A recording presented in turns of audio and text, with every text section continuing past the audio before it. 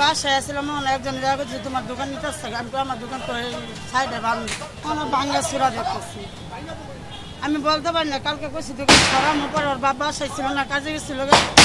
দোকানটা নিতে পারি না 20,000 টাকার উপরে বসতে স্যার যে বানাইছে যে 15 দিন হয়নি সুদের উপরে টাকা না বানাইছে ঘুমোতে উঠছি আর এই কথা আমার শোন বললাম উঠছি না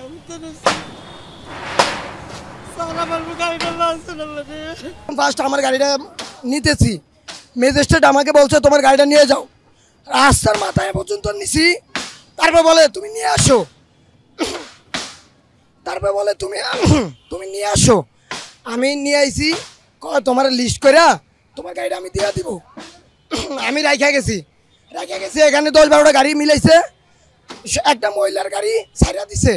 আর আমার গাড়িটা উনি সর্বপ্রথমে ভাঙছে উনি আমাকে বলছে যে আমার গাড়িটা ছেড়ে দিবে তাহলে সর্বপ্রথম আমার গাড়িটাই ভাঙছে আর একটা 2টা গাড়ি ছাইরা দিছে তাহলে ওনার এটা কি ইনসাফ উনি মহিলার গাড়ি ছাইরা দিছে পুরুষের গাড়ি আটকে রাখছে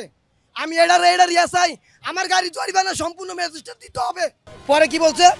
রাখো এখানে তোমার আমি লিস্ট করে দিতে আসি এখন গাড়ি ভাঙ্গা লইছে আমার এটা 50,000 টাকা খরচা করে বানাইছি আমার গাড়ি হচ্ছে আপনার প্রায় 6-7 মাস হয়েছে না সময় পাই না আইসি আমি আমার বাসা হলো বনশ্রী আমি সেখান থেকে আইসি